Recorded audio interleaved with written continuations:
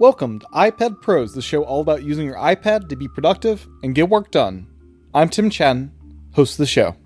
Basic application, the first launch would take about 30 seconds on a brand new M1 Pro. Doing the same thing on an iPad Air 2, and mind you, that came out I think 2014. So on an iPad Air 2, it took about 25 seconds from a cold launch for me to run Munchie on the iPad Air 2 in Swift Playgrounds. So the fact, that alone is insane. The M1 is near instant. When I write code, it's there and ready for me to play with. And that's unprecedented for a coder. Hello there. I hope everyone had a fantastic holiday and welcome to 2022. For this first episode of the new year, we have an exciting one. Apple finally released the update to Swift Playgrounds that lets you write, test, and release iPhone and iPad apps entirely from an iPad. You can even do this on extremely old hardware like the iPad Air 2. And as you'll hear in this episode, you'll be able to do that with really great results, actually. Our guest today is Frank Foster. Frank was given early access to Swift Playgrounds 4 by Apple and had about a month of early access and built a very simple app during that month to put it through its paces. But before we get to that, I also asked Anders Borum, the developer of Working Copy, to send in a quick bit of audio to share how you can use Working Copy to handle version control with your Swift Playground 4 app. So he shares a bit on how to do this and his general thoughts on this update to Swift Playgrounds. Here's Anders' audio. Enjoy. My name is Anders Borum and I make Working Copy. Working Copy is a general purpose Git client for iPad. It can track changes in projects, merge work made by other people, and jump back to old versions of files if you make mistakes. It interfaces with GitHub and other Git services, and while it knows about Swift, it doesn't know about Swift Playgrounds, and it doesn't have to know. Swift Playgrounds are directories masquerading as documents. We sometimes call this packages on Mac, where it's possible to right-click and show the package contents.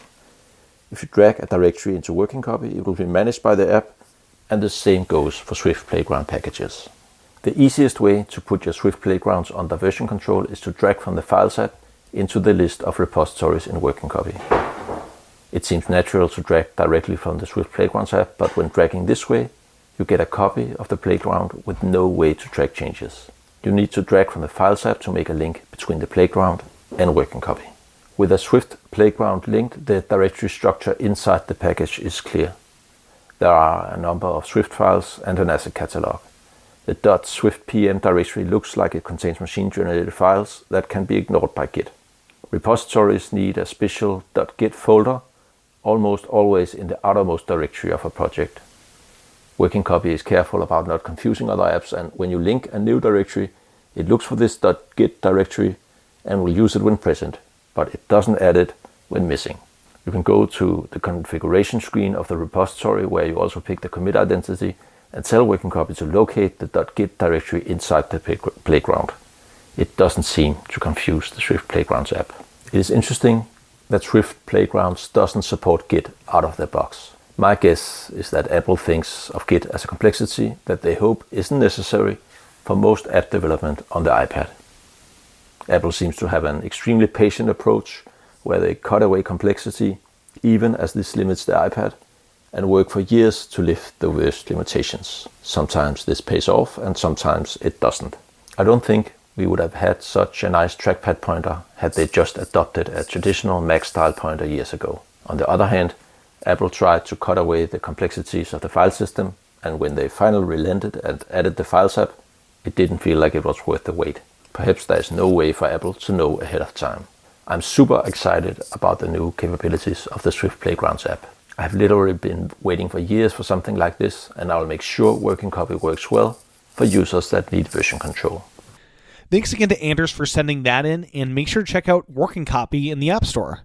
You can listen to episodes 71 and 102 of this podcast to hear more from Anders. With that said, I just want to remind everyone that you can now financially support iPad Pros in two different places. First off, patreon.com/iPadPros. Get episodes early and with embedded MP3 chapter markers by supporting the podcast at any tier. Bonus content is also available at the higher tiers. You can also now subscribe to iPad Pros in Apple Podcasts. Apple Podcasts is an all-inclusive single subscription, so you'll get all of the bonus content plus episodes early by subscribing to the show in Apple Podcasts. By default, subscriptions are monthly, but if you go into your subscription settings in the Settings app, you can switch it to a yearly plan. My thanks to everyone that currently or has in the past supported the podcast financially. This podcast is not a quick one to produce, and your support is greatly, greatly appreciated. You can also support the podcast for free simply by leaving a review in Apple Podcasts. No matter your region, it really does help. The reviews help send the right signals to Apple to show this podcast more in search, helping others discover the show. If you have a minute today, I'd really appreciate you opening up the podcast app and leaving a review. My thanks to everyone that has already done that. With that, here's my interview with Frank. Enjoy. Welcome to the podcast, Frank. Awesome. I'm glad you have me today. Yeah, so this is a very exciting show. First, show the new year, first off, and we're going to chat about something that was announced back in June, right? WWDC was in June of last year. Yeah, it was been that long. And it's Swift Playgrounds 4.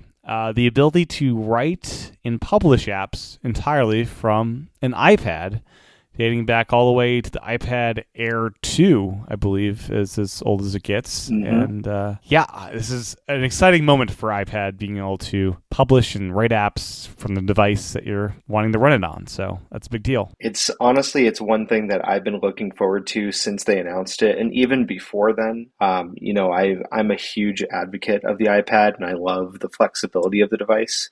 And being a developer, man, having it on there, I got a lot to say, I guess. I guess we can get into it. We can talk about it. But yeah, absolutely. I'm very excited. So before we get into that, can you just kind of introduce yourself, your background, and broadly how you use the iPad today? And, as we'll chat about in the show, it may be changing in the future with Swift Playgrounds. Yeah, for sure.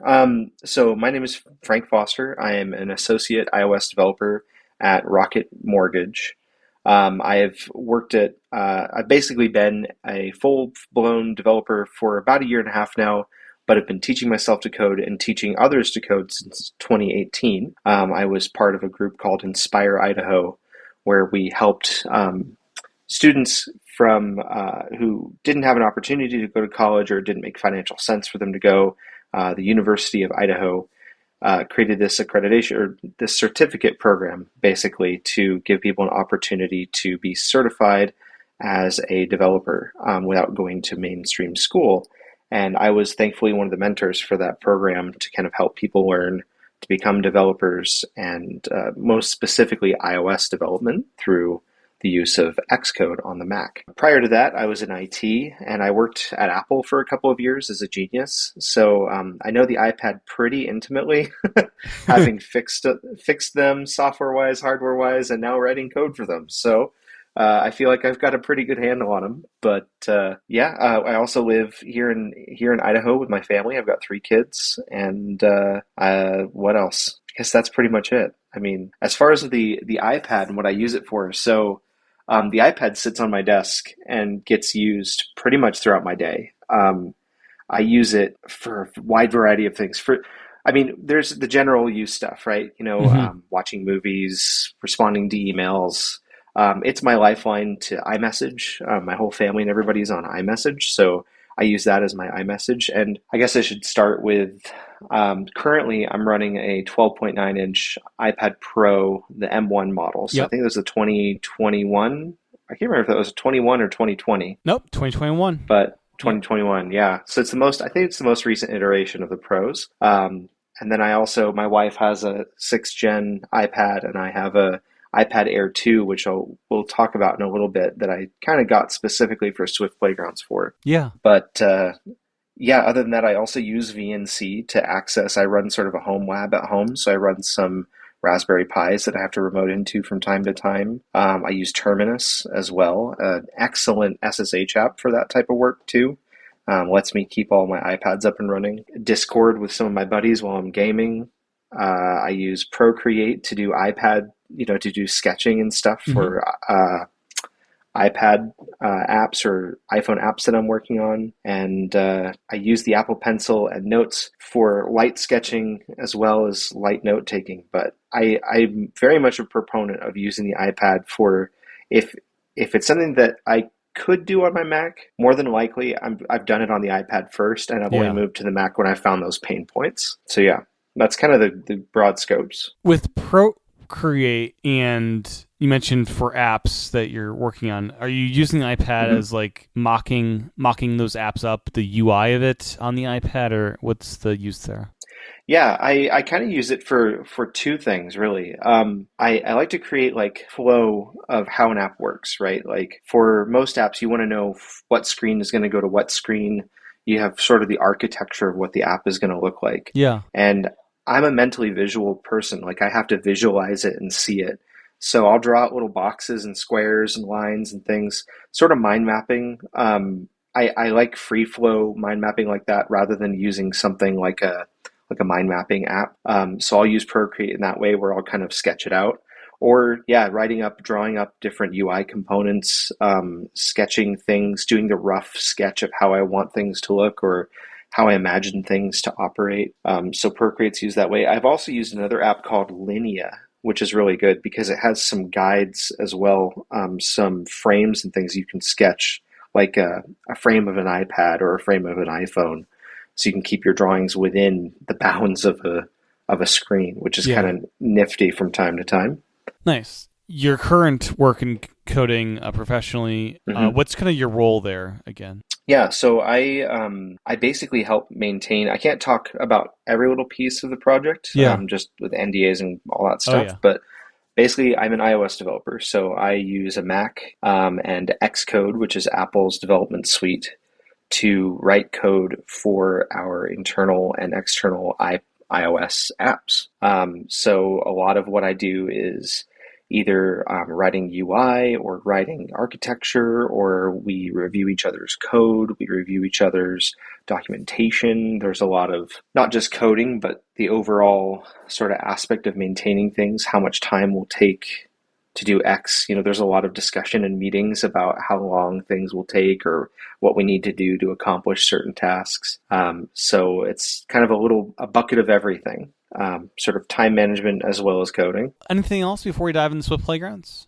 No, I think the big thing for me is that, diving into coding early on, I very much was like, I was one of those people that had to take a MacBook to school, right? Like I'm 33. When I went to college, I had to lug a MacBook and a bunch of books with me. And I'm very jealous of students these days who get to just carry an iPad with them. Most students can get their books on their iPads and be able to notate them now. So for me, it's like what made me so excited about Swift Playgrounds, not only when they were announcing it, but kind of the hints and kind of like, ooh, maybe it'll happen kind of stuff that we've kind of seen for a while. I can't overstate how excited I am for this update and kind of what I see as the future for it. So, just still reiterating my excitement, I guess. Yeah. So up until now, Swift Playgrounds has been a tool to kind of teach you the concepts of Swift. And I played some of the games within here where you're guiding a robot around a course to pick up items and hit switches. And I felt like I've been learning the basics of Swift. I haven't gone through all of the lessons there, but made through a couple rounds of them and, making up my own, I guess, I forget the terminology for it, where you write a bunch of lines and you can recall back to that line with a single phrase or word. I think those are the functions. Yes, functions. So I got to that point at least. And so the question I first have is, if I'm someone like me who has never written a line of code, is Swift Playgrounds kind of all I need to build my first app to learn the necessary, knowledge to get there? If I continue on with these lessons, will I be competent enough to write my first basic app? Or do I need to seek outside help, books and other online tools to kind of learn the stepping stones into app development? I think so. I've had the wonderful opportunity of being able to help a number of people and sort of mentor people and see the different avenues that people take to get there. One of the things that I find fascinating is that pretty much everyone's journey to building an app looks completely different. For myself, it took me nearly, I haven't even published my first app to the App Store, and so for myself, I've spent 3 years now in training and in a role. So 3 years developing, I guess, without actually having published something. So I think when you talk about how this tool can be used for people to learn, I think there's always been this like middle ground stepping stone. There's sort of the beginning, kind of what you've gone through, these sort of beginning pieces of the Learn to Code with the Swift app that kind of teaches you some of the foundations. And Apple's own books, Apple has their own education books that I encourage everybody to check out. They're completely free. And I think they're called Develop in Swift. I'll have to get the exact name for you, but they give you an excellent overview. Yeah, they're in the Apple bookstore, I believe. I yes, haven't downloaded. yeah. I've not gone through them yet. The kind of challenging part about those books, those are the books that I've used as a curriculum for helping people learn. And the challenging part about those books is it kind of goes, okay, here's the basics, here's all the building blocks. Now jump into Xcode and start doing big things. And Xcode, I don't know if many people have jumped in and said, I'm going to learn Photoshop, or I'm going to learn Final Cut, or I'm going to learn something like this. And you open up the application for the first time, and there's dials and knobs and switches and levers and all these buttons and interfaces that you look at and go, oh boy, there's a lot to know here. Yeah. And that's the problem with Xcode, is that when you jump from sort of the Swift Playgrounds all the way up to Xcode, is that it's daunting and it's scary. You don't know what all these buttons do. You don't know what all these interfaces do. So the thing that really excites me about Swift Playgrounds 4 is that, if you're reading those same books today and it says to jump into Xcode, you can skip that and go right to the app building portion of Swift Playgrounds 4 in a big way. And it's a much simpler interface. It's a much more familiar interface. And especially being an app, it's a much more accessible interface because there's not as much noise of levers and knobs to pull. So it keeps you focused a bit, I think one of the beautiful things about the iPad is that you also get that full screen view, right? Like the app is there. You don't have anything else. Right. And so it keeps you focused on the task at hand. And Xcode, you pair that with multi-window operation, and soon enough you've got your Twitter up and you got your browser window up and you've got your Facebook running, and you get distracted, right? Right. So I think there's like an inherent beauty of this simplified UI in addition to just the nature of the iPad being able to say, okay, don't listen to anything else that's running right now and focus on what's going on. Do you know, with the version 4 update, did they add any new tutorials or lessons, or was it entirely this new app building capability? In my digging, I didn't see much new. Granted, I haven't dug too deep, but from what I've seen, they haven't added much that is new. However, I believe there is some documentation that's been updated on Apple's website. I feel like they did update their Swift Playgrounds page with some points to that. I'd have to double check, but okay, I'm pretty sure that's the case. So for those new to this, kind of the recommendation is, go through these tutorials and Swift Playgrounds, learn the basics, download these learning books from Apple. They've released multiple ones. Is just the latest one? Does it update every year with here's the current way we want to teach it? Or is the first book helpful? Or as Swift has been improved over the years, the language has been updated, are those older books useful still? I would say try to be as current as possible, especially since they're free. Like there's no reason to really go back to the older versions. They do update them. There's a huge paradigm shift we had as programmers a few years ago was the shift from something called UIKit to SwiftUI. And it's a new declarative framework for writing code. And SwiftUI is much simpler to use. It's much easier to understand. And a lot of the newer documentation on it is very, very good. In fact, Apple has started to add a lot of that documentation just directly to their website under the developer portion of their site. So there's a lot of resources that not even getting into the books you can look at and start learning how to build things. So yeah, with my recommendation, stay as current as possible, especially with the way things are moving. SwiftUI, it's kind of a larger question because both SwiftUI and UIKit have their pros and cons. SwiftUI is very new, so it's much easier to learn because it is simpler and more simply written. I guess is the best way of putting it. And UIKit has been around for quite some time. So there's a lot more documentation, a lot more tutorials. There's more people who are knowledgeable about it. So the resources are there. But they really aren't, SwiftUI isn't going to replace UIKit anytime soon. So there is benefit to learn both. And Playground supports both of those. Correct. Yes. Playgrounds currently supports iOS and iPadOS apps. That's one of the limitations is that Mac, Apple TV, and Apple Watch are excluded from the time being. Yeah, the Apple Watch is the real killer because I feel like that's the most basic kind of app you could write. It's such a slimmed down kind of user interface that would be a great starting point, and it's just a shame that it's not a part of this version 1. Yeah, that was one thing that in my sort of initial testing and playing around with it, like I was disappointed that I couldn't very easily use or create an Apple Watch app. The thing that is nice, because you can also now, I believe, write entirely independent Apple Watch apps that don't need an iPhone to talk to.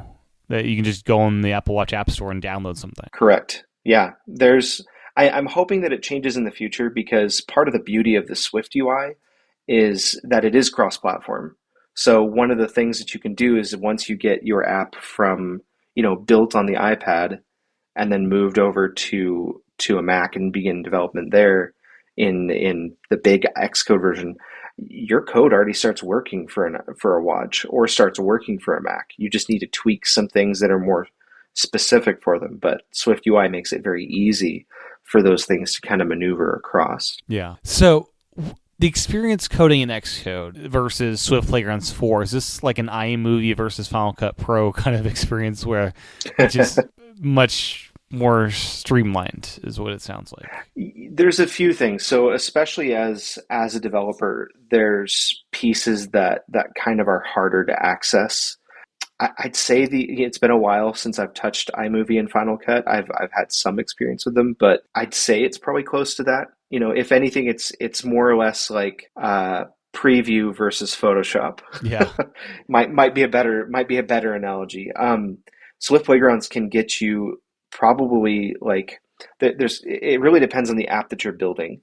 When I set out to build the app that I built on it called Munchie, one of the things that I wanted to use was a tool called Core Data, which is Apple's built-in storage and iCloud syncing.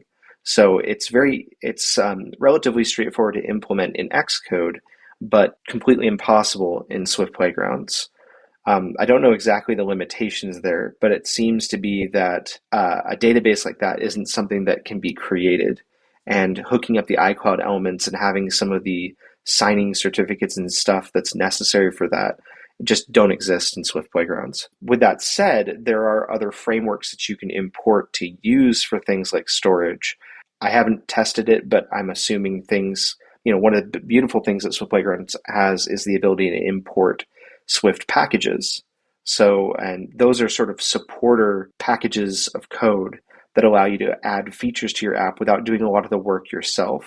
So one such might be Firebase, which is a Google product, but it lets you store data up to Google's cloud and back down, or use their authentication and things like that. So theoretically, you could pull those in on Swift Playgrounds and use those within your app as your storage. Being the Apple guy and liking to use a lot of Apple stuff, that was one of the frustrations I ran into, was not being able to use Apple's storage solution. And do you think it's the certificate requirement that they just haven't figured out how to make that stuff work yet? I don't know. I don't know if it's one of the things that Core Data does use under the hood is a little bit of Objective-C. Okay. And Swift Playgrounds doesn't yet support Objective-C. So without that support, I think there's a little bit of that. And then there's also a little bit of there really isn't much certificate signing or anything like that that's handled within Swift Playgrounds. Yeah. I think it's a combination of the two, if I had to take a guess. Gotcha. Okay. So something I'm curious about is when you're coding on a Mac and you need to test out your code, you have to, have an iPad or iPhone handy if that's the device you're writing for. And this you're testing out your app on basically the same device it's going to run on. So if it's an iPad app, it's an iPad, and everything's touch enabled. Even in I think the preview is, so you can get a good idea even without exporting it into its own separate window. So what's this experience like, and how does it differ from the Mac? See, this is absolutely one of my favorite things about it. It's kind of a game changer in my mind. So to kind of walk through a little bit of it, that you can use.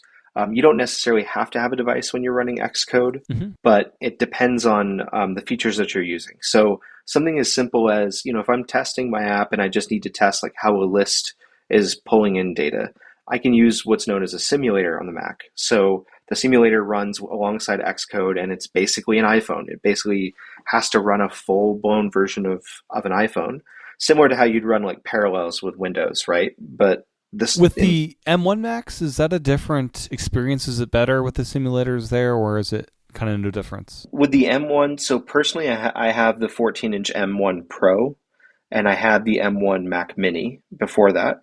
And I have an Intel machine. I have the latest Intel MacBook Pro for work. And I can say that the Intel really lags compared to the M1.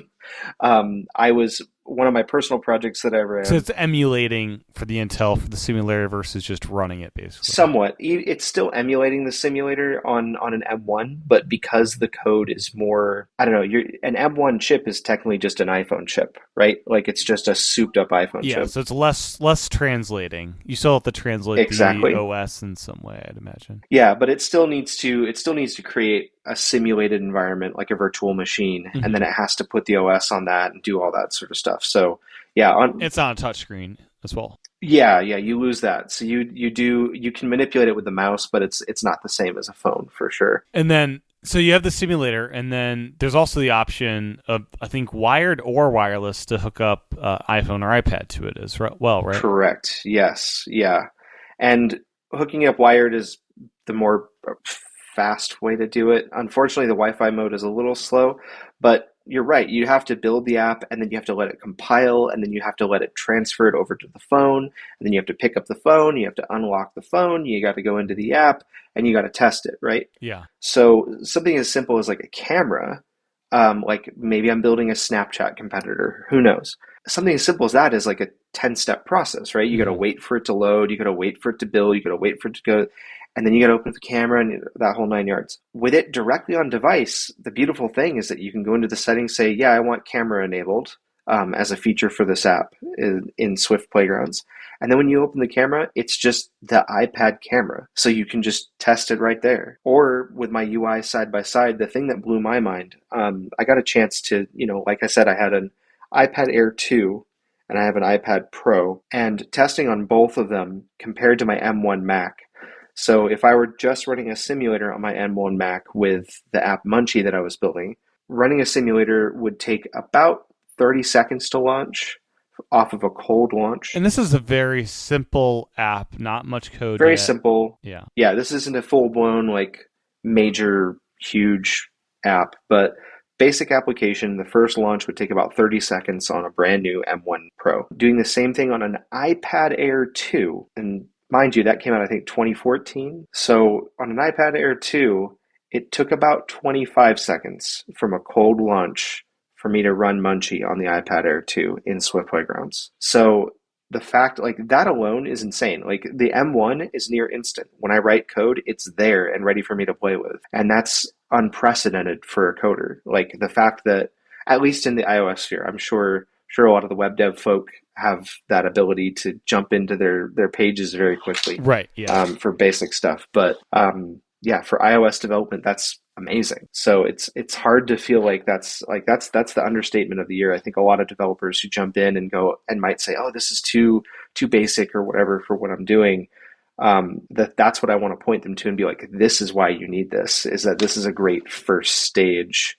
Sort of the way I used it was as a first stage development, getting the UI built, getting the basic components of it kind of set up and ready to go, and then move it to the Mac to do those finishing touches. Right. You're able to stay in more of a creative flow if you're not waiting for a load screen. Exactly. Yeah. There's also that underrated ability of I want to go check out my sketches that I did, and I can just multitask over to it, and it's there, and I can look at my sketches and I can tweak them a little bit based on what I've been designing, and then jump right back to the code and start coding. And having it in a smaller package than my MacBook, and more carryable, more portable, with better battery life, even to some degree. Yeah.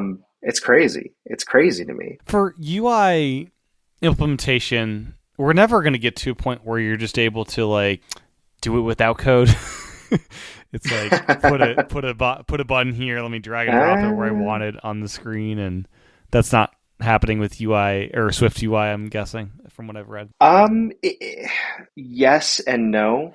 It kind of depends on the tool. I would say yes, but it's limited. It's very, very limited. So on Xcode, you can pull those snippets in, and you can drag and drop them to your preview on Xcode. But the issue that you run into is that previews are very finicky, and especially even on the newer M1 Pro and M1 Max computers, they take a while to load. There's a lot of special rules that are needed for them to get going. And sometimes if you're going to do that drag and drop and you know the code already, it's way faster to type the code. So that's one thing. But on the flip side of that, there are a lot of plugins that people have been building for other tools to try and export some of that code or be able to handle some of the work from that. I wouldn't say it's replacing coding by a long shot. In fact, it's still not perfect, but I wouldn't be surprised if in 10, 15 years that becomes a reality in some way. Okay. And something about Swift Playgrounds is you're primarily writing an iPad app, right? And when you open it in a new window, it's an iPad app, and you can look at it in the smallest size class because it's a split screen enabled app. So you can pull up a second app to kind of test out what's it look like in kind of the taller size class that would most closely resemble an iPhone. But there is no iPhone simulator. Is that smallest size class in split screen good enough for iPhone testing, in your opinion? Or Oh yeah, because you don't need a whole lot to do that. And the beautiful thing again too is that theoretically you can pull this over to Xcode and then run it on an iPhone if you need to, or run it in an iPhone simulator. With the new file types that Swift Playgrounds enabled, it's as long as you have Xcode 13.2 or higher, you can just open that Swift Playground file. You don't even need to like do any manipulation of it. You can just open it and then just tell it to run on an iPhone. But for the most part, that smaller size class, when you are working on it, at least from when I was using it on the 12.9 inch and even on the iPad Air, it's appropriately sized in width and height as far as being able to as closely resemble an iPhone as possible. Yeah. And is there a way to tell this app it's iPhone only, or are all Swift Playground apps universal for iPad and iPhone? That's an excellent question. I think by default, Apple wants them to be universal. Right. They want you to say, I can reach as many people as possible. And especially with SwiftUI, like it's very, very doable. Being able to make like the work that I put in for my app, Munchie, I didn't do anything to create an iPad version of it.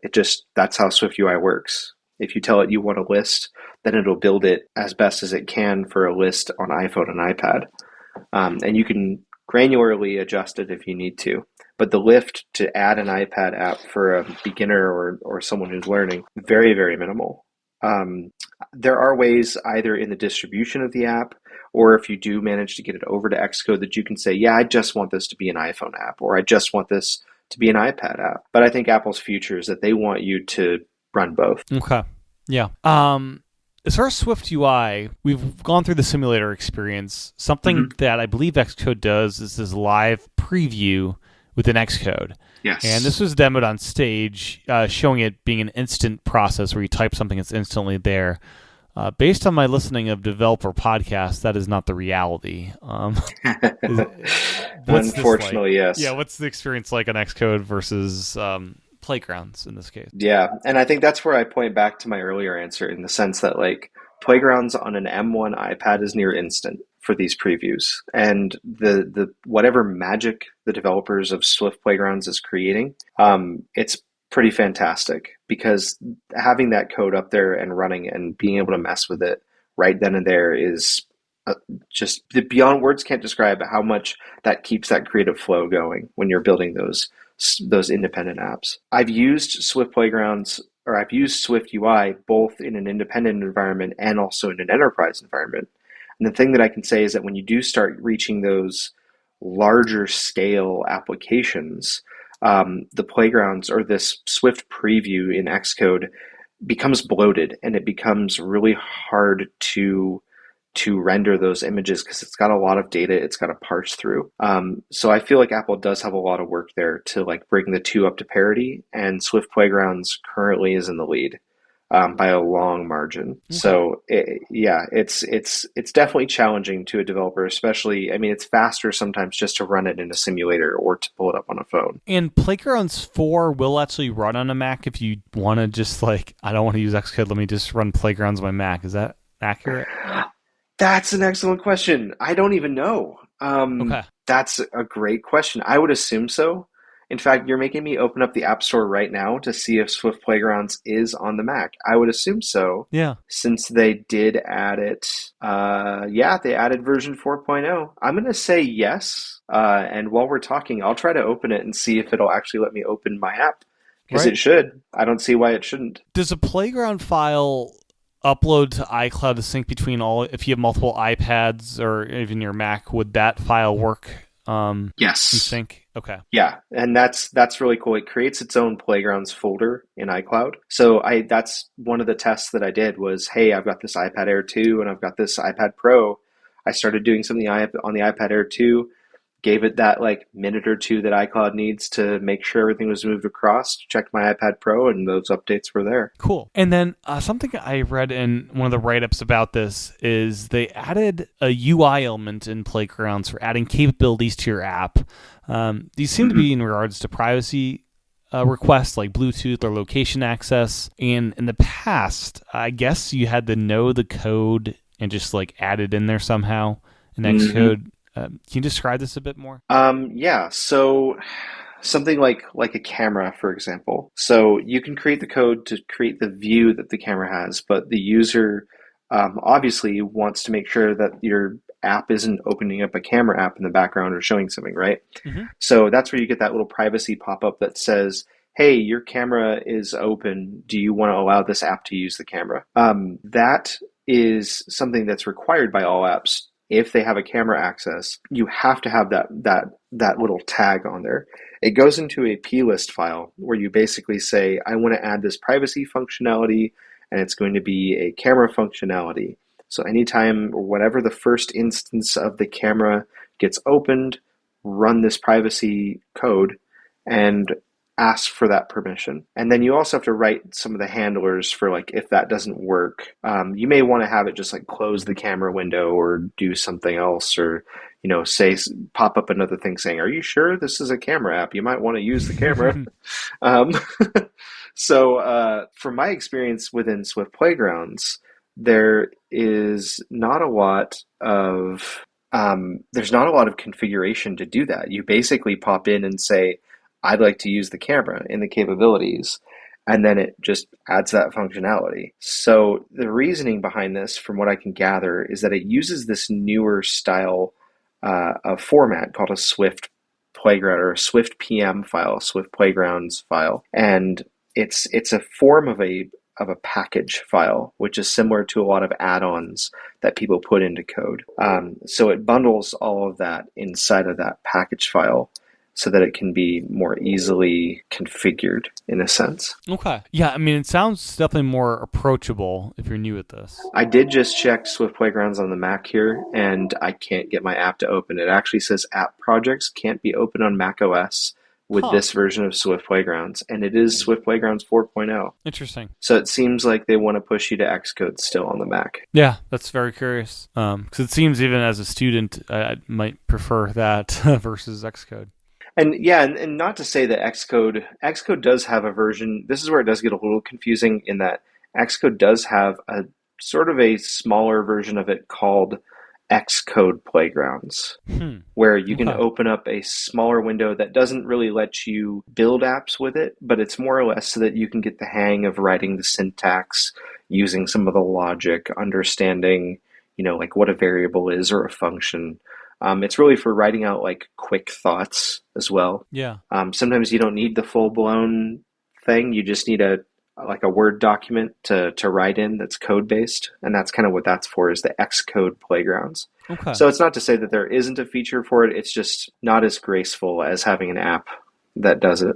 Yeah. So if you do bounce between Mac and iPad, you can go from Playgrounds to Xcode, but not the other way around, is my understanding? It depends on what you do from there. So Xcode 13.2 can open up these new Swift Playgrounds files, these packages, and you can manipulate them, do whatever you want. And as long as you don't move that into a full-blown application, for example, the app that I was working on, Munchie, the limitation I ran into was core data, right? I couldn't add core data to my app. So what I ended up having to do was actually extract the files from this Swift Playgrounds file and put it into a full Xcode project. Similar to, I guess the best way of putting it is kind of like if you're using a photo as an example, a lot of users, might create JPEGs, and moving those JPEGs back and forth and editing those. That's similar to Swift Playgrounds. You can't really do a whole lot with them. I mean, there's quite a lot you can do with a JPEG, but it's not as good as using like a raw file, right? Right. For in the photography terms. So going between Swift Playgrounds and Xcode is similarly like taking a JPEG from your phone and moving it to Lightroom, I guess would be another good example. Lightroom, or back in the day, Aperture. Yeah. It still is a simpler file type, but you're moving it between a professional app and a more simpler app like Snapseed or I don't know, VSCO. Yeah. It's been a while since I've done photo editing on my phone, Right. Or even my iPad. But yeah, I guess that analogy still stands. With Xcode, you can still move it back and forth as long as you keep it that same Swift Playgrounds file type. It's fine.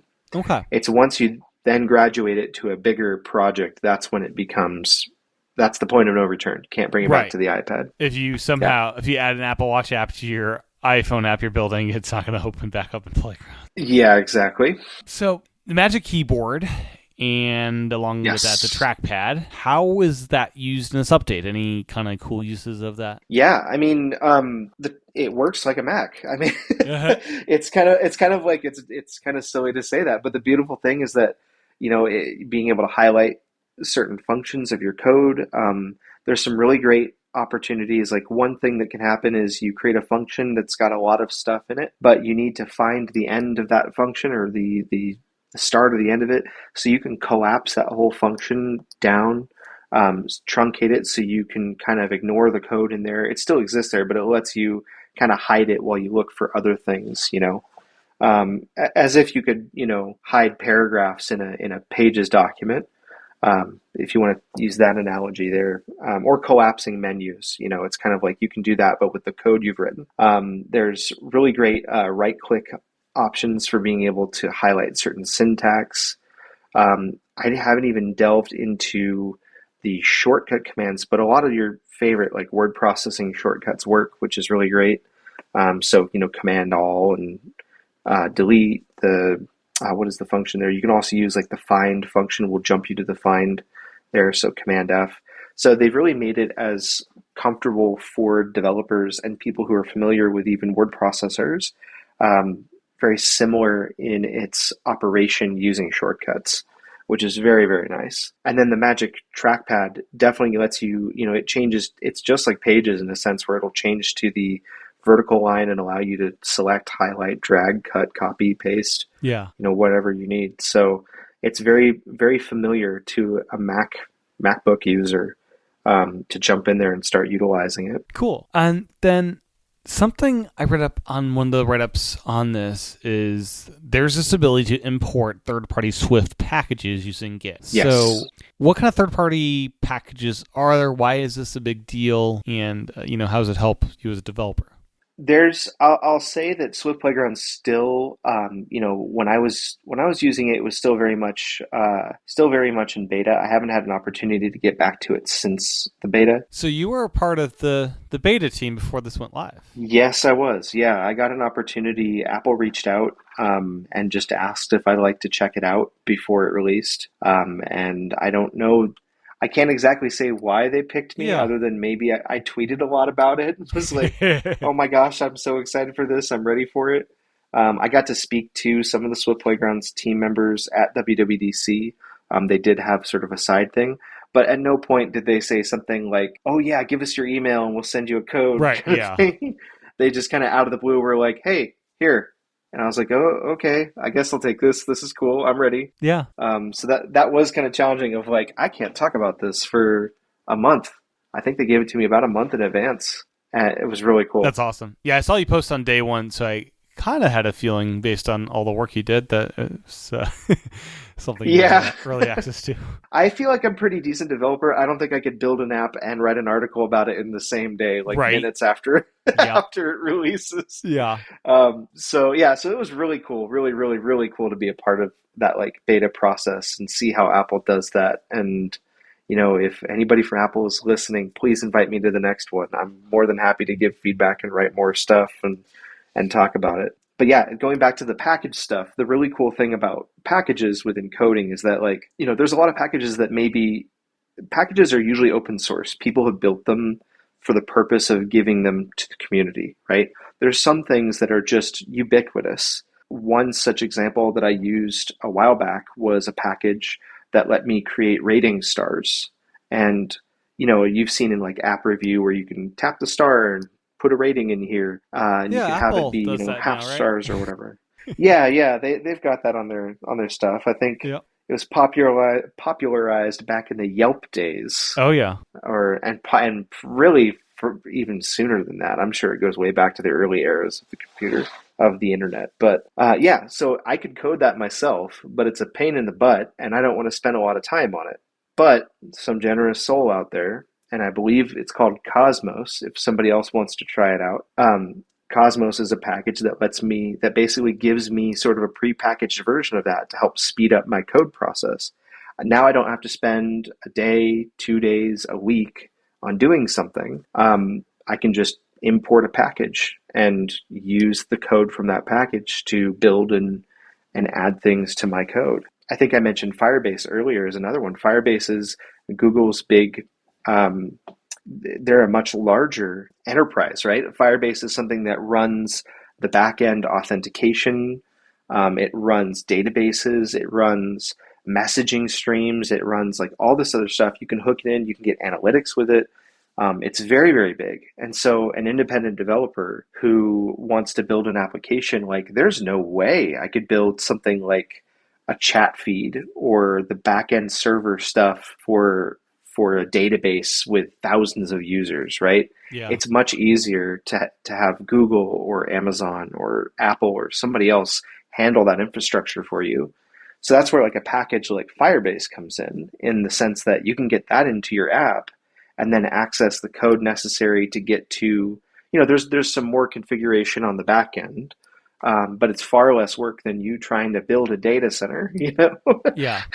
So that's some of the that's a small use and a large use case of packages, but it's one of the benefits that you can have with these Swift packages is that, maybe I want to lighten some of the work and get something that can help, streamline and move the app forward quickly. And importing those packages helps a ton.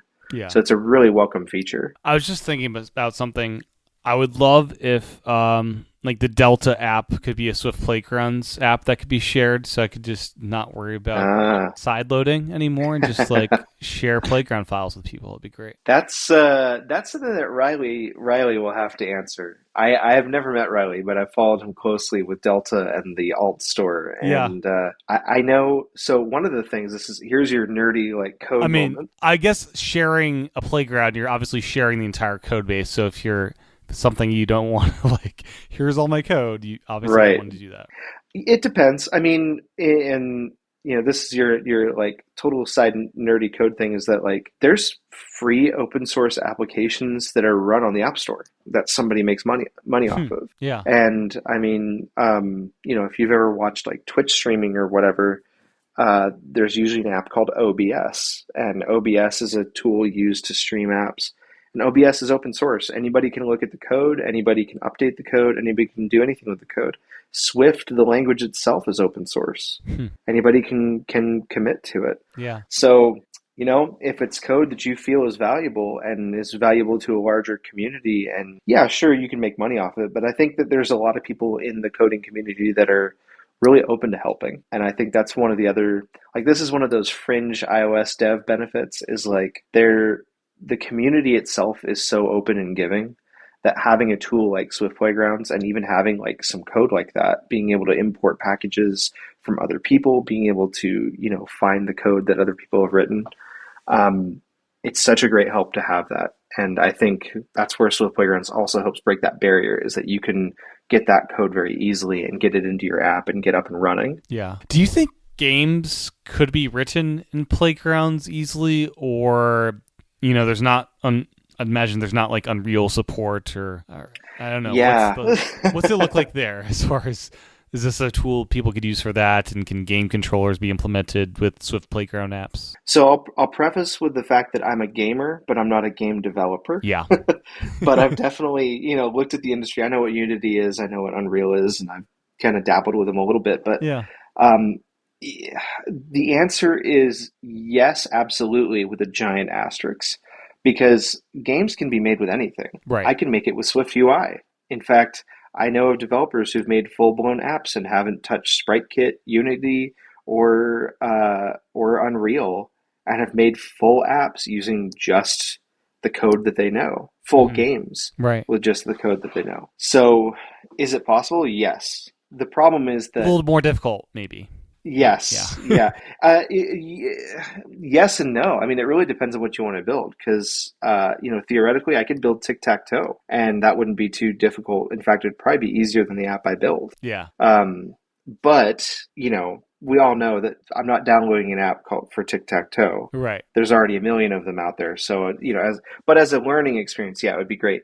As far as like full-blown game development, I haven't looked to see if something like SpriteKit is able to be added, but if it is, that or RealityKit are kind of the ground level stuff for game development. And theoretically, you could do some of the basic Swift work in Swift Playgrounds before you move it over to something else like Unity, or, well, I guess Unity and Unreal kind of go into a full Xcode project. So I don't think you could, but you could theoretically do something with SpriteKit or with RealityKit as long as it supported it. I just haven't delved in to see if it supports it. Okay. And do you know, implementing like shortcut support into an app, is that something easy to do within the Swift Playgrounds ecosystem? That's a really good question. I have not ever implemented it myself, so I don't know what's involved. Yeah. Because I know widgets were one thing. Because that'd be interesting to test, like, if you're able to like test even shortcut support in a playground window, which would, I'm guessing, not be a possibility, because basically when you're running these apps, testing them, they're not separate apps; they're just like new windows within Playgrounds, right? Kind of, yeah. So they are technically their own package. So that kind of lets them be their own isolated experience. It's just what that package support allows. I don't believe that some of the behind the scenes stuff that's necessary for shortcuts and widgets, for that matter, because I believe I did try to jump into some widget stuff and it just wouldn't let me do it. It just wouldn't give me the tools necessary for it. And I think shortcuts is the same example. Yeah. Widgets would be another, like, that'd be fun to make your own widget for iPad. Yeah, and I think the point is that, like, the beautiful thing about like Swift Playgrounds is, like, I can imagine someone who's very new and wants to get people like trying their app and testing it out very quickly. And I think a lot of developers view things like shortcuts, Apple Watch apps, even widgets, there still is such a newness to them, even though I feel personally as a developer that like widgets is a big deal. a lot of people really like widgets, and we saw an explosion of widgets when they first dropped. I feel like those things are treated as ancillary things, right? Like Right. shortcuts. And I think if They're I'm like Apple, sprinkles like on top of your donut, exactly, yeah. If you have them, excellent. And I'm always going to look for the apps that have them because I see that as like an extra sign of dedication. But the challenge is that I think when it comes to Swift Playgrounds, I look back as a developer and say, what did it take for them to get here, right? And it took them, a global pandemic with crazy work circumstances, I'm sure, as well as rush deadlines and, all those kind of things that kind of jump into that. And just to get like what's the most minimum viable piece out there, I think they've done an excellent job in giving us like the core foundations of it. So I'm excited. Like I see this as not so much as like a final product, but as like an excellent foundation to start building some of those functionalities into Swift Playgrounds alongside Xcode. I'd really like to see the two grow side by side. Yeah, I almost wonder if in 10 years and with the like evolutions and updates to Swift Playgrounds, if like in 10 years Playgrounds becomes the replacement for Xcode, in a way that Final Cut Pro 7 stuck around for many, many years and then 10 finally killed it. Yeah. I'm curious to know that too, because I mean, there's still a lot of bloat in Xcode. Xcode is a very hefty app. And like I said, I was a genius for 6 years. I saw Aperture go out the window, and I saw Final Cut Pro 7 go out the window, and I saw, even iPhoto. Man, do I have stories to say about iPhoto moving to Photos? Yeah.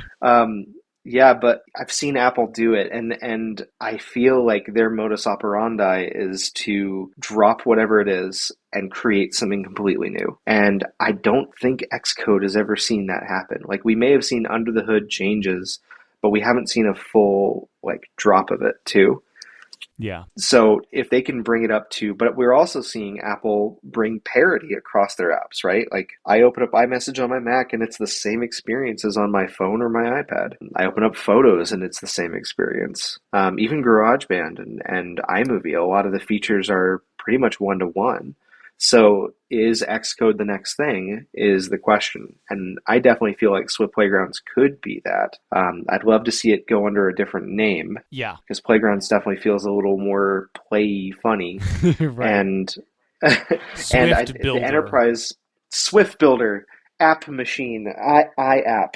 Yeah, I think the I moniker is dead too, but I think that something will happen. It's just they're going to tiptoe very carefully because they have to meet the expectations of enterprise as well as the expectations of current developers. Oh yeah, this is a tool that people run their businesses from creating the apps that run all the things. Oh yeah, yeah. So yeah, it would not be done lightly. It would need to be fully featured and ready to go on every level. Yes, exactly. And I think that's what we're going to see is a slow creep of features that are solid and capable, and it'll slowly bring it up to that.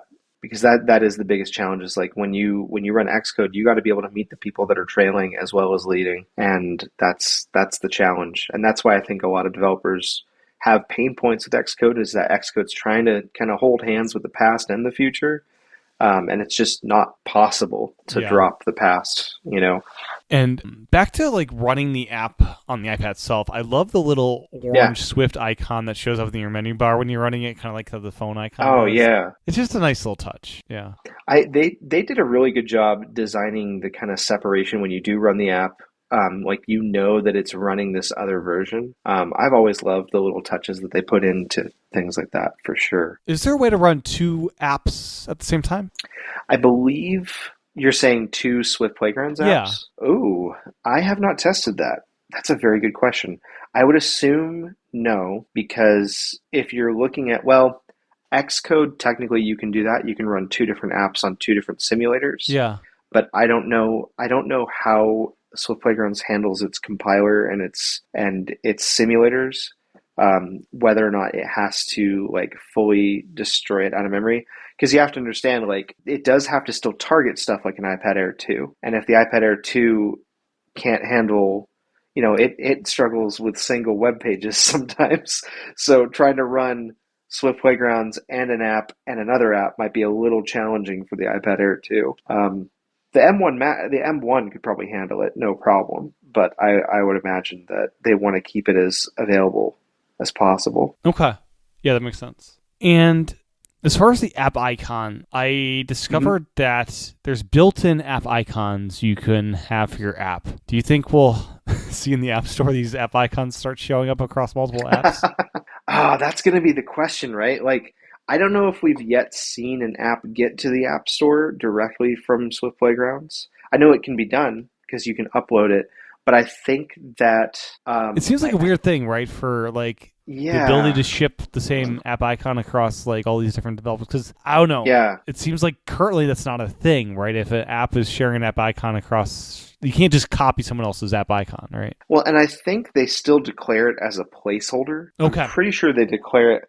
See, the problem is I didn't bring my iPad with me. I should have brought my iPad into my office here, but otherwise I'd look at it. But I'm 90% sure that they declare it as a placeholder, because when you push it up to the App Store, you don't actually automatically get it onto the store. It has to go through a testing process.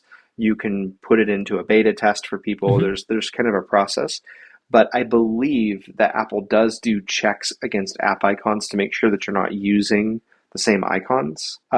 So they more than likely just have it set as a placeholder, and then you can remove that and put in your own through Apple's website, through the developer portal before you upload it to the App Store. Because I'm 90% sure they just call it a placeholder while it's in development. Yeah. And for designing the app icon on the iPad, is Affinity Designer kind of one of the better tools, or are there better apps to do that work in? I think it depends on what you're comfortable with. I know some people who like to use Photoshop. I know some people who like to use Procreate. Linea is another one. Any of the designer type apps. I think there was another one called Concepts that some people use, but as long as it's like a scalable PNG, that's all that matters. I mean, you can theoretically do your entire marketing on your iPad, right? Like you can create your app icon, you can do your video editing, you can do all of that. Yeah, you need to submit screenshots and like a video along with it, right? Typically, yeah. I mean, I think the video is optional. But you do need to have some sort of App Store like marketing images. And then if you do plan to do stuff like events or things like that, you have to have images for those, as well as your app icon. And I think there's another icon type thing you need too. Yeah. And then have you tried Playgrounds 4 with an external monitor, and does it do anything custom there? I did. So I actually have a 34-inch ultra wide, and I connected it to my iPad. And it just stretched the image. It's really boring. Straight mirror. Unfortunately, it just puts it right up there. But you could theoretically have a wireless keyboard and mouse, dock your iPad, and be able to have a desktop environment like that you could still code with. Right. So that option does exist. Okay. And then you have not submitted anything to the App Store yet? Do you know what that process is going to be like, or is like? Yeah. So I've actually created a test flight of my latest app called Munchie. And Munchie was developed about 90% on the iPad, and the remaining 10% has been on the Mac. My goal right now... Because test flight you can't do from an iPad, right? You can, yeah, because through Swift Playgrounds, you can push that IPA file, the actual file of your app, to App Store Connect. And App Store Connect is where developers go. It's a portal that Apple provides where developers can either do Test Flight, which is their testing suite, or you can do it also has a bunch of other stuff like app analytics, your storage use for things like CloudKit, debugging stuff, network stuff, all that sort of stuff is up in there. As well as like your developer information, any earnings you make and stuff like that too. Okay, so Test Flight, you can do it. You just submit to App Store Connect, and the submission you're pushing up there, and then after you do that, do you go on the website, or is there an App Store Connect app on the iPad to kind of manage all that? There is an App Store Connect app, but it's not as full featured as the as the website. I know that they're planning to make they're slowly rolling, or at least I shouldn't say I know they're planning, but I should say they have been rolling out features from the website on the iPad version and the iPhone version of App Store Connect. So there's a lot more that it's being able to do. Like you can actually generate and send App Store Connect or test flight links from the app. But before you do that, you still have to provide stuff like regulatory information, whether or not your app uses encryption, sort of any data type stuff like, hey, you need to have a privacy policy or you need to have a terms and conditions or something like that. So there's a lot of stuff that you sometimes have to go through those hoops for, and it's best done on the web page. But the web page completely operates on the iPad with zero issues. Oh, good. Other than your occasional weird website stuff that just happens normally, for any website. But yeah, for the most part, works flawlessly. You can go in there, build out your tests, and then submit it, send it off. For people who haven't developed, basically the process that a lot of developers follow is they create a test flight, which is basically a link that allows them to have people join and test their app before it gets to the App Store. And when that's done, Apple has to review that app to make sure that you aren't, sending out anything bad or malicious or anything like that. But it's not as rigorous a review as getting into the App Store. So once you go through the test flight review and they give you the thumbs up, you're allowed to test to external people. Once you've gone through that testing process and you feel like your code is good enough to push to the App Store, you have to get all of your App Store information ready. So your marketing images, your name of your app, your data, your descriptors, anything like that. And then that's when you can submit. And at that point, you wait for app review. App review says yes or no. And if they say no, you got to fix it based on what their recommendations and changes are. And then from there, you have an app in the App Store. And that can all be done on that web portal. So the beautiful thing is once you use Swift Playgrounds to get that app up to that portal, from there, you can just use the web page to get the rest of that data up there. That's super cool. Yeah, that's awesome. Yeah. Start to finish on iPad. Start to finish.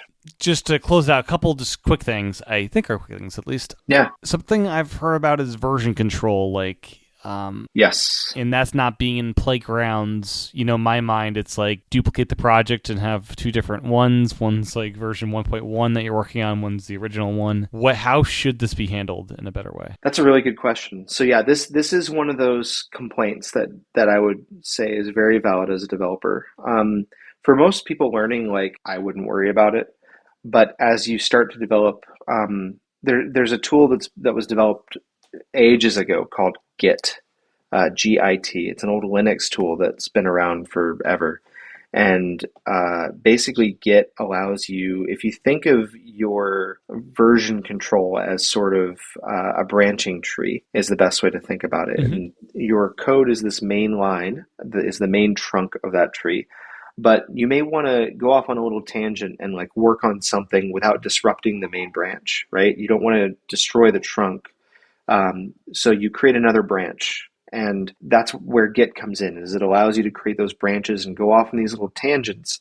And then when you're ready, you can take those branches and put them right back into the main trunk of the tree. I guess more like a subway line than it would be like a trunk of a tree. Yeah. The beautiful thing that Git gives you is that every time you basically save, it's called a commit.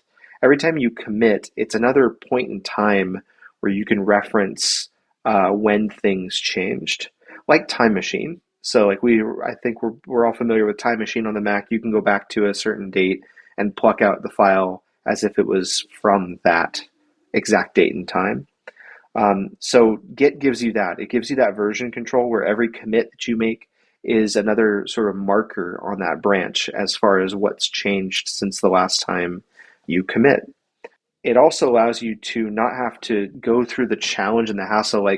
Let's assume that I write 500 lines of code and make a major change to what I'm doing, but it's on a branch, right? If I had that all in a Pages document and I wrote 500 lines, but then I decide, I don't really like that. But those 500 lines in code aren't just in a paragraph that follows the previous paragraph. They're all over the place. They're, right.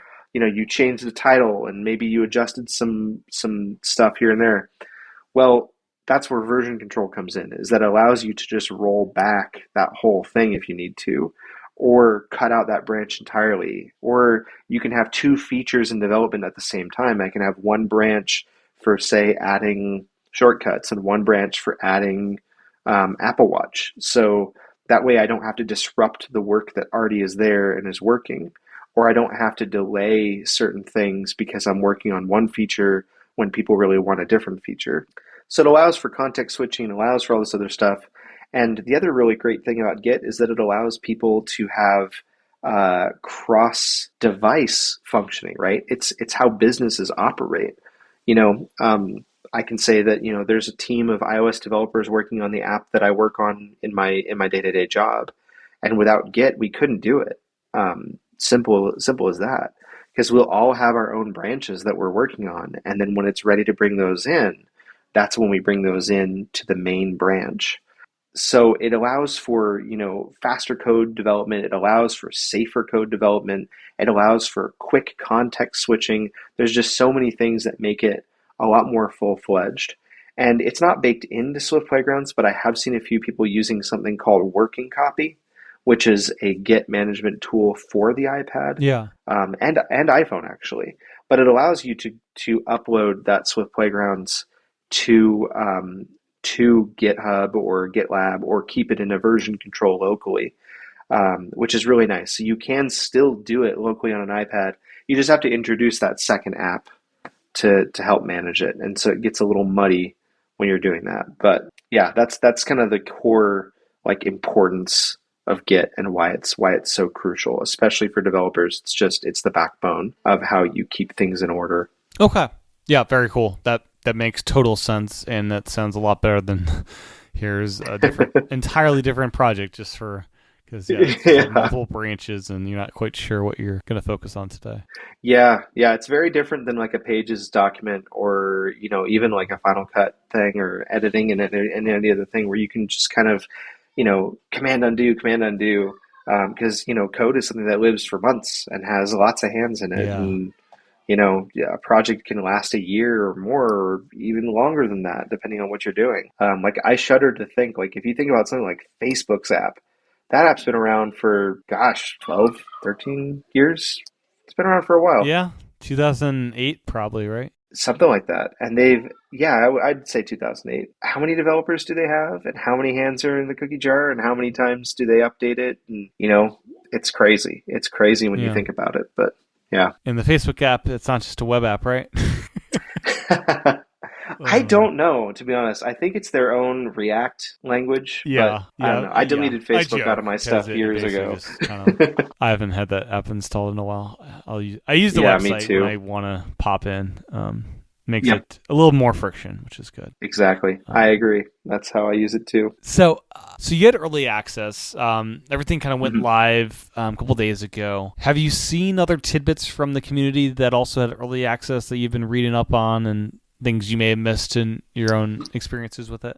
Yeah, I think the really good one that I read was actually Paul Hudson's. Paul Hudson is he's written this series called Hacking with Swift. And Hacking with Swift is another one of those go-to, if you want to learn how to code, the two things I point people to is Apple's coding books and Hacking with Swift.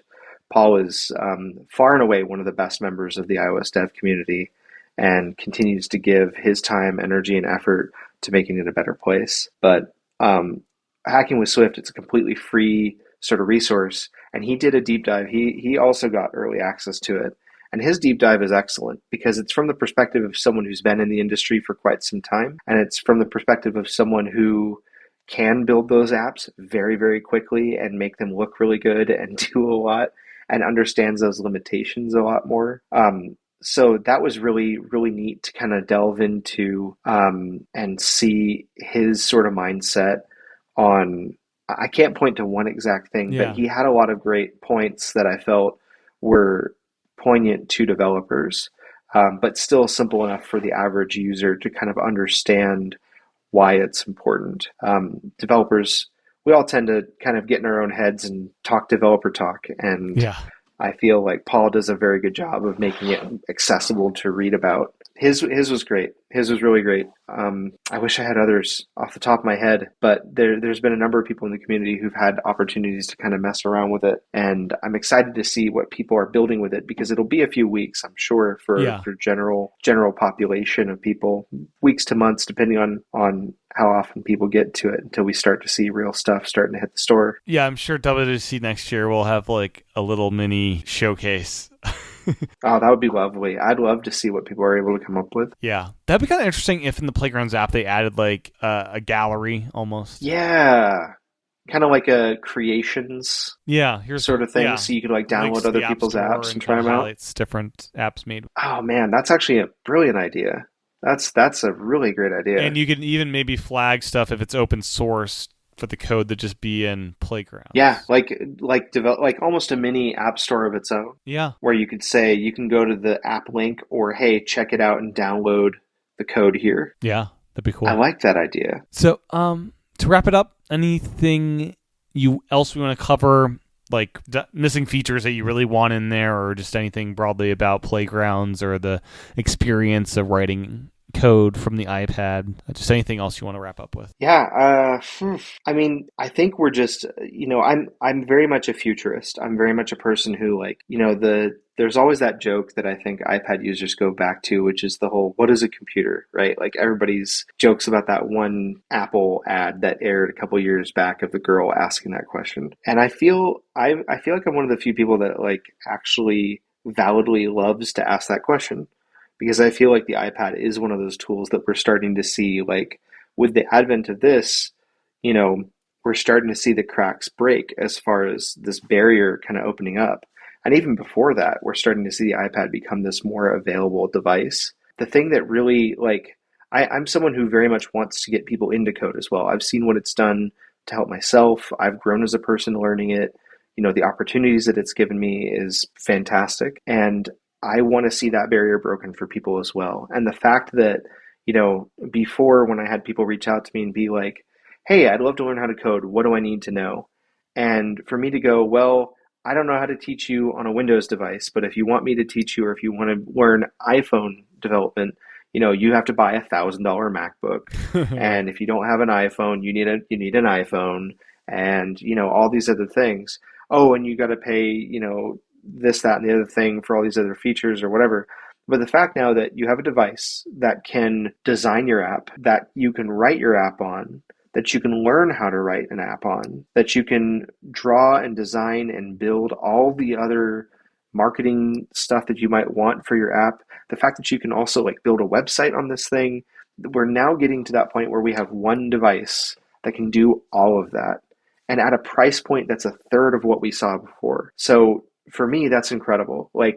Part of the reason why I bought the iPad Air 2 for this little experiment was also I have people who also reach out and say, I don't have the financial means to do this. I don't have the financial means to just buy a MacBook, right? So can I point them now to a used iPad or say, hey, if you've got a family member who's got one, just ask to borrow it, a couple of days a week and you can learn to code. And to me, that's amazing. Or even the baseline. How much was the Air 2 out of curiosity? I bought it on eBay with a broken home button and 64 gigs of storage for $100. Okay. Yeah, I was going to say the $300 iPad's probably pretty decent since it is such a new processor and that thing. But yeah, $100. Yeah, there you go. Yeah. And even like you said, even the base model iPad, you get yourself a decent keyboard, and you can get a decent keyboard for $30 these days, and get an education discount on the iPad. Yep, you can even go wired with the keyboard if you really wanted to, but I guess you need an adapter with the baseline iPad at that point. Well, you can even do, I think it was the Logitech makes a trackpad keyboard combo for $30. Oh wow! And so you do that and slap on a Bluetooth adapter, and there you go. Yeah, and the pure touchscreen experience with coding in this, you really want a keyboard, right? A mouse would be preferable. Yeah, keyboard and mouse is preferable. Yeah. But I did try, when I worked at Apple, I did use the iPad on-screen keyboard for quite some time. So it's been a while since I've actually used it and tried to use it in a coding context. But it's doable. It's absolutely doable. you're just going to go a lot slower than if you Right. have a keyboard. Yeah. That's for sure. Because they do auto completion stuff, but you want a hardware keyboard. Yeah. Oh yeah. Yeah. There's all sorts of stuff in the UI. Like there's this console window. I'm not quite sure what it does. So there's Yeah. Yeah. Yeah. It's a better experience for sure. It's worth, like, if you can pick up even a used Bluetooth keyboard somewhere, go to the colleges, go to the universities, go to large businesses, ask them, can I just have a keyboard? Do you guys have one in your junk drawer? Yeah. Because And, you also reclaim a lot of screen space by getting rid of the keyboard on the screen. So yeah. You do, and it's kind of important to see the context. But yeah, I mean, I could talk about it for the rest of it, but I think it is, like, I'm very much about the democratization of tech and being future forward with the iPad, and this just brings it closer to a lot of people to be able to afford to break that barrier. And it makes me really excited to see, like, not just like the apps that are going to come out, but like how many people may use this as a launching board for themselves to move into, the coding experience, move into a software development career. So I'm very excited to see that. Yeah, I'm too. one of those people that will start playing around with it. And yeah, I've always dabbled in code, but this will be the first time I can actually do that on a more consistent basis than when I found myself behind a Mac. Well, I say this to you and to anybody listening. You can always hit me up. I can't promise I'll answer everybody timely. Yeah. I've got family and life and stuff to live, but if I can, I'll do my best to either point you at good resources or try to help you with your issues, because I'm that adamant about it. I really think I'd like to try to help as many people learn to code as possible. That's awesome, Frank. Well, thank you so much for your time. Where can people follow you online and follow your work and read your excellent write-up? Yeah, you can check out, so I have a personal site. It's just Foster.com, or you can follow me on Twitter at Foster. It's not, don't spell out the letter E, but it's Frank E. Foster for both of those. And I don't write that often. In fact, this was like the third article that I wrote. I may do some more stuff there in the future, but Twitter is where I'm most active. But yeah, feel free to reach out to me in either of those spots. Excellent. Well, thank you again, Frank, for your time. This has been just a fun chat and really looking forward to this one. Yeah, I had a lot of fun. This was great to talk.